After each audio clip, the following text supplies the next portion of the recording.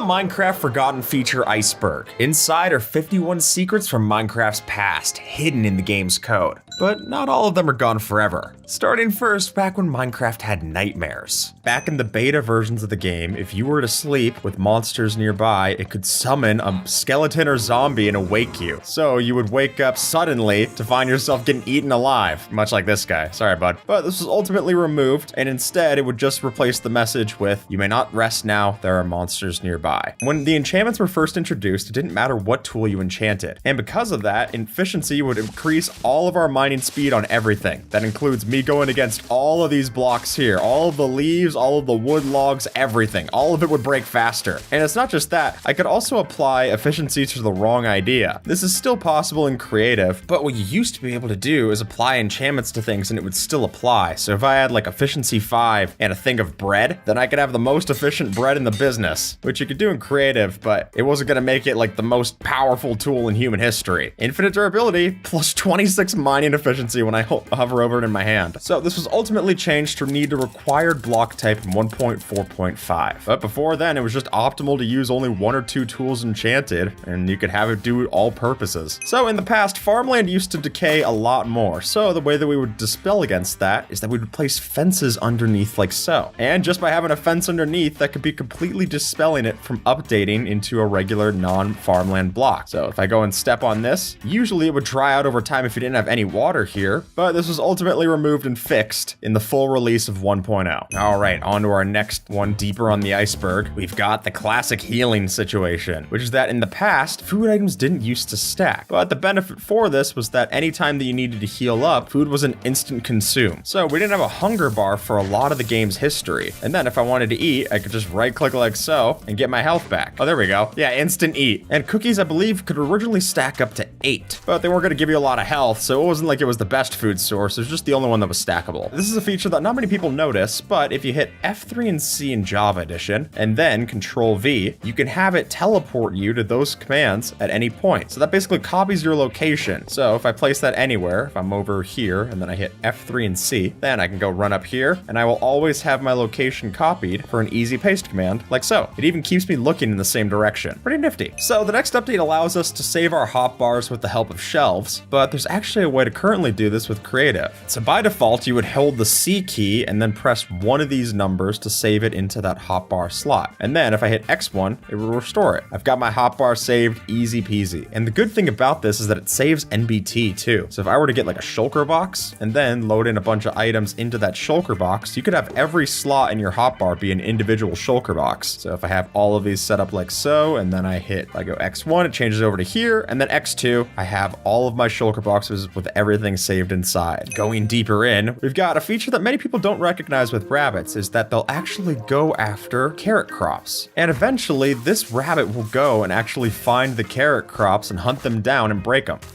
Oh, sure enough. So it didn't fully break the crop, it just decreased the level of it, making it so that your carrots really aren't growing when you got rabbits around. If I were to have a mob in a bucket, any of these, like so, and then take them into an anvil and rename them. So if I were to just take my tadpole and rename it to Lad Tad, not only does that change the item name, but it also will give a name to the tadpole inside. And then is that maintained if I were to bucket it again too? Sure enough, it gives me the named item right there. So if you want to name your pet axolotl without having to waste a name tag, this is a cheap way to do it. Just one level and you're there. All right, getting deeper into our forgotten features. Hey, Sniffer.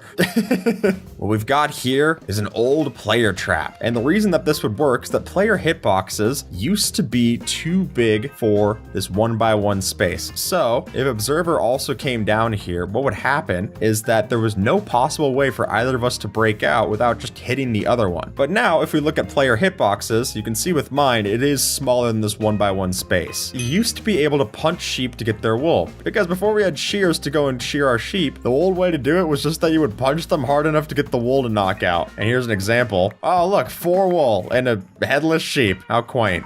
This one gave me potatoes. Awesome. And it wasn't until beta 1.7 that we actually got a proper way to shear our sheep. But we still never got the planned feature of using the shears to defuse our TNT either.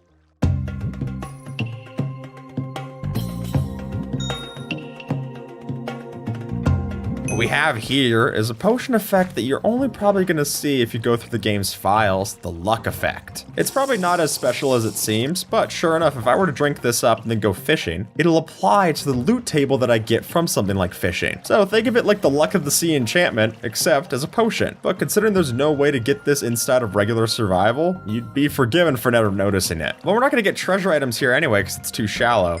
Hey, I got another fishing rod. Wow, that feels a little pointless, don't it? So while this potion effect was initially added as an experimental feature, because map makers found a use for it, Mojang didn't remove it, which I gotta say, on that part, that's pretty nice. When it was first added, leather armor was actually just about as good as regular diamond armor. And the reason for this is that armor protection used to be equal across all different armor types. So why would you even go through the effort of making yourself a set of diamond armor? Well, even though it all functioned the same, the truth is that the durability was not. So you could have all of this special armor, but it would run out, and you probably would have been better off trying to get something for diamonds if you wanted something more permanent. But considering how cheap it was to just get yourself a set of full leather armor, I mean, you can craft it up simply enough, that still feels like it would have been beneficial to get, especially early game. Leather armor also used to look different too. When you would die, it used to be the complete color would change, as opposed to having these brown patches. The original alpha bows had basically quick charge level 50, because when we would shoot them off, even an unenchanted bow would have spam click machine firing, meaning I could just easily shoot all of my arrows like so, and the only thing I'd have to worry about was the durability, and I guess my friend's safety, but that was a much lower priority. Oh, it's weird how much this changes the icon when you set it to quick charge 50. It just loads weirdly in the middle of the screen. When you used to find pumpkins out in the wild, they would always be carved pumpkins. There was really no difference between the two, but this was eventually changed so that there was a different state for all of our different pumpkins. But the benefit of this too is that they always generated in the same location. So if you needed yourself a basic compass, you did have a pumpkin that you could find that would point you in the right direction. Just one with an ominous face. And we wouldn't have the pumpkins that we know today until 1.13. Anytime that you eat a cake, it'll always eat it in the exact same direction, regardless of which way I'm facing. It always goes from west to east, which is a pretty big limitation if you wanted to make yourself a cake ladder, considering it's always got to be facing up towards the east. And really, I think this just goes to show you just how much of a forgotten feature the cakes are. It's not the best food source, and it's not even dynamic enough to be used in a lot of situations with its hitbox. Oh, but we can't add candles to it, so they remember it in some cases, just not in the cases of eating it. Go figure. Nowadays, we know that villages have the occasional chance of spawning as a zombie abandoned village. In the past, villages were all abandoned, considering that when villages were added in, they predated the villager mob themselves, back then called the Testificate. So when you would find one of these old situations with the gravel textures, it was all just a ghost town. It just feels so wrong walking through a village without hearing the villager sounds. I do miss the old light texture though. That's very fun, with the black wool and the 4 torches. So similar to how we use trapdoors to throw off mob pathfinding, we could do the same using powder snow. Check this out. This husk will go towards these turtle eggs, but it thinks the powder snow is a full block, and since it doesn't have leather boots, it just always falls in. And this would be any mob too. If we had a creeper over here on the other end, oh, sorry.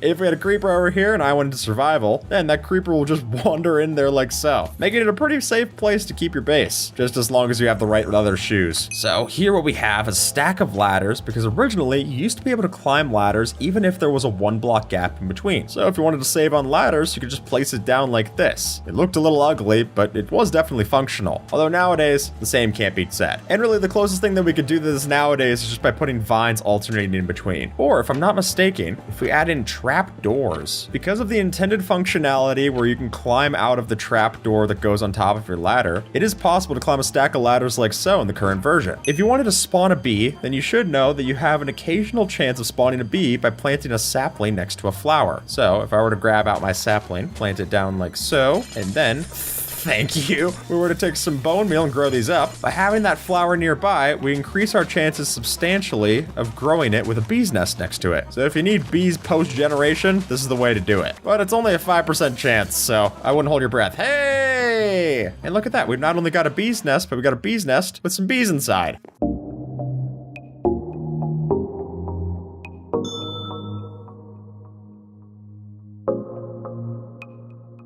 In the past, the way that we would power our minecarts was actually by using minecarts, because before powered rails were added in, we would use the collision physics of two different minecarts to be able to power ourselves up. And so, by moving a minecart in an adjacent track like so, it was possible to use that as a boosting station to keep us going. And the closest thing we could see to that in the base game nowadays is this formation here, which kind of looks like a 9, giving us the ability to infinitely build up momentum like so. When sponges were very first added in, they actually were pretty effective, soaking up water in a 5x5x5 field. But the way that this works is that they basically ended up being a water force field, and it was anytime that water entered their space, they would always remove it, which you can see why they eventually patched that out. It seems pretty buggy. But the way that they did this was pretty strange, considering that for a while, our sponges just didn't work at all, until finally being brought up to this level where we see it as they are today. They suck up the water, but they become a wet sponge they can't suck up anymore. So when our chests were originally added in, they used to be a full block in size, as opposed to the 14 pixel chests that we're familiar with today. Here's a comparison here. And because of this odd behavior, we could do things like place redstone and torches on top of them, which I gotta say, I actually do kind of like. It'd be nice for us to compact redstone, but considering that we could just use these like barrels nowadays, I suppose it wouldn't be very useful with the current implementation. And now it just makes it look like our chests are a little bit puffy. Because the other trade-off for this is that we used to not be able to place our chests next to other chests. So if you didn't want to double chests next to each other, the way we would have to do is alternate between trap chest and regular chest, which was good for our trap chests, but nowadays we're just able to place our regular chests next to each other. Trap chests are basically forgotten. Doors have an odd situation with their hitbox, where because they're 2 blocks and we can flip them, we can step up 1 jump at a time while flipping it and basically use it as a way to scale 2 block jumps with only placing 1 block down. Oh, well, not much of a payoff, but if you're stuck in a hole and you need to get yourself out, this is a way to get out without letting any other mobs up, making it a good way to escape your mob pen if you need to. Back in the day, our furnaces used to take an extremely long time to break, and we could see as much here, so it wasn't uncommon to see people making bases out of furnaces, much in the same way that we would see other factions' bases using obsidian. And an extra benefit for this too on a multiplayer server is that they protected against X-ray, considering the fact that they count as containers in all these different X-ray packs, so you can't see through them in normal packs. It would just also be incredibly annoying to have to walk around your base and accidentally open up furnaces when you didn't need to. This is one I still miss to this day, but in the past, when we had bone meal, it would work in one single use. Anytime that you used it, whether it was for saplings or crops, it was always just 1 bone meal to rule them all. But this has since been changed, and now it takes a random amount of stages to do any kind of bone mealing. And while sometimes it might only take 2 to grow up our crops this fully, usually you're probably going to run about 3, which definitely makes our bone meal uses on farms a lot more expensive. So when the goat horns were added in the snapshots, we also had the copper horn that came with it. But this only ever made it into the Bedrock version of the game, and ultimately it didn't make it into any full version of the game's release. But the idea for the copper horn was that you could use it, and anytime that you were using it, you could look up or down and change the pitch, and then look side to side, change the tone, giving you basically a musical instrument that you could play in any way. Although, we never got it, so the only thing you're playing with it is a whole lot of not much. And the stated reason for why it was removed was that it, quote, did not meet design goals. This structure might look familiar if you used to play in the Pocket Edition, because this was the Nether Reactor, since these versions in particular didn't get the ability to have a regular Nether portal structure. So if you wanted the Nether to generate, you would have to build one of these with the special Nether Reactor block in the inside, and then it would generate a Nether Spire, basically functioning as a vertical slice of the Nether in your world. Whoa! That's pretty cool. And there we go, we've got our Nether Spire, which I've got to say, I've never thought that Nether portals were particularly pretty to have around your base, but this is so much worse. And while it was a cool, unique feature, it was ultimately removed because those versions ended up getting a proper Nether, and this was basically pointless. And because the world wasn't big enough for a lot of these to generate in the regular biome, they would just end up giving you a whole bunch of items just because there was no other way to get them. So we know that beds explode when you use them in the Nether, but did you know that the opposite is true, and if you use a respawn anchor in the overworld, it'll explode like a bed does. So if you want to do something similar like bed PvP in the overworld, you would just place down one of these, a glowstone, and watch it explode. It even gives the fire that we're familiar with in the Nether. What's interesting to me though is that this is perfectly safe if you right click it without glowstone. It's only when you try to respawn from it that it would explode, and we get showed that you were killed by intentional game design. So this is a feature so forgotten that it actually feels like Mojang kind of forgot it too. And let me explain. Because if we use shears, we can clip the bottom of different vines like so and make it so that they don't grow past these points. And the way that this all works is that it just sets the NBT of it to the max age so that it doesn't think that it needs to grow past that point. So I could set it up to random tick speed number 300. It won't grow anymore. But the reason that I feel like this feature is forgotten by Mojang is that while all of these other kinds of vines usually work with this, our regular vines don't. There's no way to clip the ends of your vines, which makes it very annoying to build with these. I'm right-clicking, no luck. So you might be familiar with the fact that you can normally go and craft up leather horse armor, making it the only craftable horse armor for us to use, and we could dye it as well. But did you know that you can actually prevent our horse from freezing much the way that regular leather armor works for us? So we put it into powder snow, it's completely fine, until I need it for warmth. Sorry, buddy.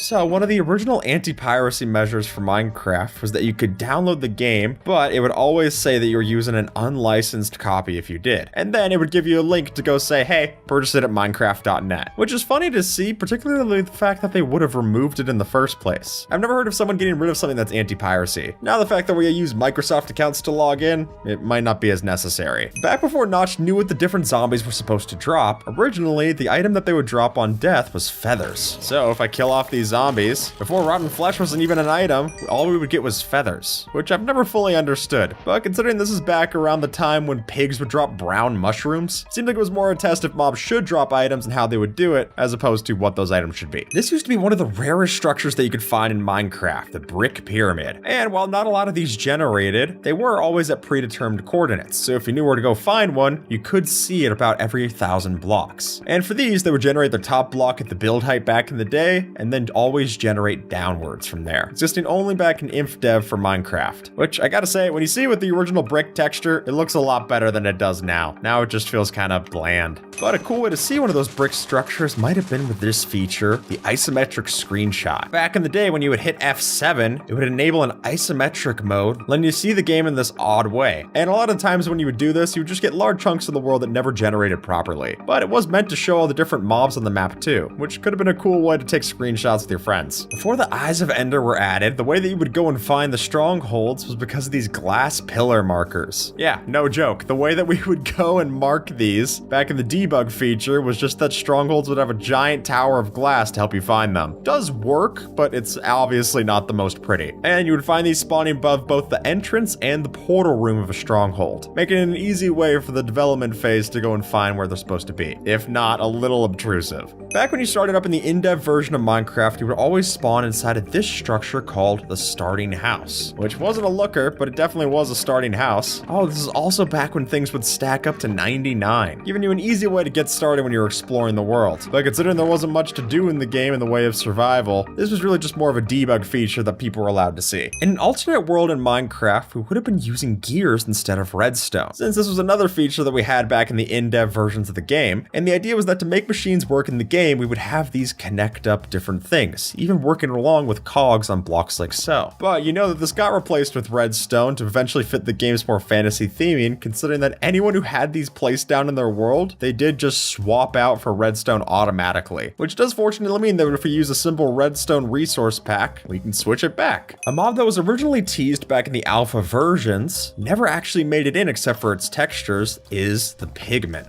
which the idea would have been that instead of the villagers that we see today, we would have had these pigman creatures that we would have interacted with. The coolest idea would have been that we could have hired them with different materials to work as bodyguards. But while that idea was shelved, the idea to have zombie pigmen wasn't. And that would end up being the nether inhabitants for much of the game until they were replaced with zombified piglins when we got the regular piglins as well. Did you know there's a way to make an obsidian farm in the end? And I'm not talking about the pillars, but instead I'm talking about this platform. Since any time that anyone goes through the portal, it'll always regenerate this 5x5 platform of obsidian. And so if we have a way to automatically break the obsidian through something like a wither, we could technically give ourselves a way of always farming obsidian. So if I were to get rid of some here, then all of these steaks and pork chops that are getting thrown through will always generate new ones.